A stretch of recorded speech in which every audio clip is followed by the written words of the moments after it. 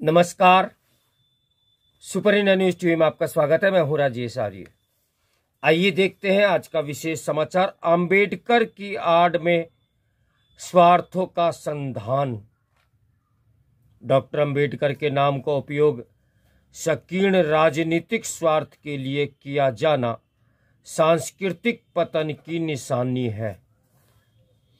पिछले कुछ महीनों से देश में संविधान पर खूब चर्चा हो रही है, लेकिन ये सतही है, क्योंकि भारत के संविधान की सराहना तो पूरे विश्व में हुई है। इसे स्वतंत्रता आंदोलन के समर्पित सेनानियों ने जन आकांक्षाओं और अभिलाषाओं की गहरी समझ के साथ तैयार किया। इसको शब्द देने के लिए जिस अप्रतिम प्रतिभा की आवश्यकता थी, वह डॉक्टर भीमराव अंबेडकर के व्यक्तित्व से मिली। भावी पीढ़ियां और इतिहास उनका सदैव ऋणी रहेगा। देश का यह सौभाग्य था कि इस उत्तरदायित्व को निभाने के लिए डॉक्टर अंबेडकर उपलब्ध थे। गांधी जी से उनके मतभेद थे।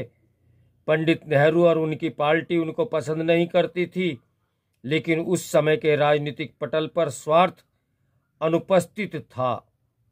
हर तरफ देश, देशवासियों और भारत के भविष्य की चिंता थी। लोगों को एक सम्यक मानवीय जीवन प्रदान करने का लक्ष्य हर तरफ लगभग सभी दलों और नेताओं का ध्यान आकर्षित कर रहा था। यदि राजनीति में आज जैसी तल्खी हर और बिखरी होती, तो डॉक्टर अंबेडकर संविधान सभा की प्रारूप समिति के अध्यक्ष नहीं बन पाते। लेकिन कुछ ऐसे व्यक्तित्व उस समय उपस्थित थे जो प्रतिभा का सम्मान करना जानते थे और देश हित को दलगत हित से ऊपर मानते थे। संविधान के निर्माण में एक युग के सोच समझ और वैचारिक सामूहिकता का योगदान भी रहा। इसी कारण वह इतना सशक्त बन सका। हालांकि एक ऐसा काला अध्याय भी भारत के संविधान से जुड़ा जिसे इतिहास कभी भुला नहीं पाएगा। 1975-77 के दौरान न्यायालय के निर्णय को निरस्त करने के लिए और सत्ता में बने रहने के लिए संविधान के शब्दों को ही नहीं, उसके आत्मा तक को तहस नहस कर दिया गया था। यह उस दल ने किया था जो स्वतंत्रता आंदोलन का सारा श्रेय स्वयं लेना चाहता रहा है। उसने इसके लिए इतिहास के तथ्यों के साथ छेड़छाड़ करने में भी कोई शर्म महसूस नहीं की। आज वही दल खुद को संविधान का सबसे बड़ा रक्षक बताने का दावा कर रहा है। क्या भारत के संविधान निर्माण में पंडित मदन मोहन मालवीय, रविंद्रनाथ टैगोर, महात्मा गांधी तथा अन्य स्वतंत्रता संग्राम सेनानियों का वैचारिक योगदान नहीं था? क्या डॉक्टर राजेंद्र प्रसाद का अथक परिश्रम भुलाया जाना चाहिए? क्या चक्रवर्ती राजगोपालचारी की बौद्धिकता को सम्मान नहीं मिलना चाहिए?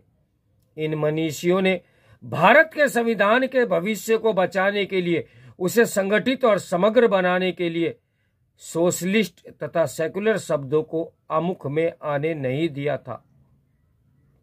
आपातकाल में इन दोनों शब्दों को संविधान में जोड़ना इन महानुभावों का घोर अपमान ही तो था। संविधान के प्रति श्रद्धा भाव का प्रकटीकरण सही मायने में इन स्वतंत्रता सेनानियों के प्रति सम्मान को भी प्रकटीकरण है। डॉक्टर अंबेडकर और उनके जिन सहयोगियों ने संविधान सभा में बैठकर देश के भविष्य का मार्ग निर्धारण किया, वे निश्चय ही विशेष कृतज्ञता के अधिकारी हैं।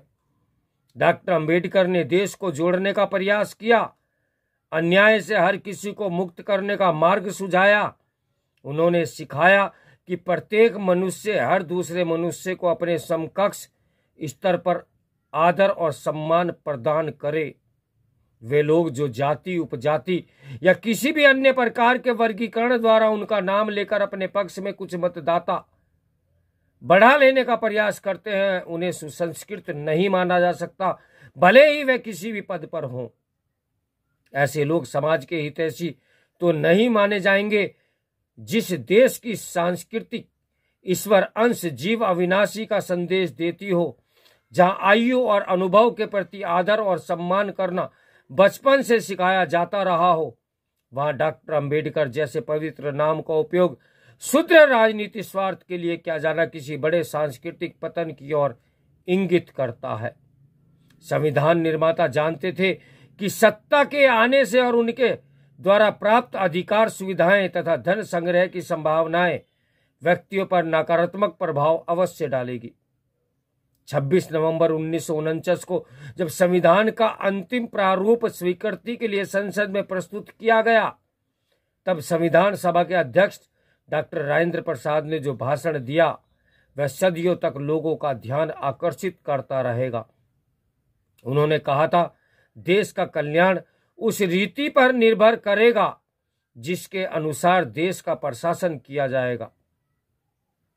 देश का कल्याण उन व्यक्तियों पर निर्भर करेगा जो देश पर प्रशासन करेंगे। ये एक पुरानी कहावत है कि देश जैसी सरकार के योग्य होता है वैसी ही सरकार उसे प्राप्त होती है। डॉक्टर राजेंद्र प्रसाद ने देश में सांप्रदायिक भेद, जातिगत भेद, भाषा तथा प्रांतीयता के भेद और इसी प्रकार के अन्य भेदों का भी उल्लेख किया।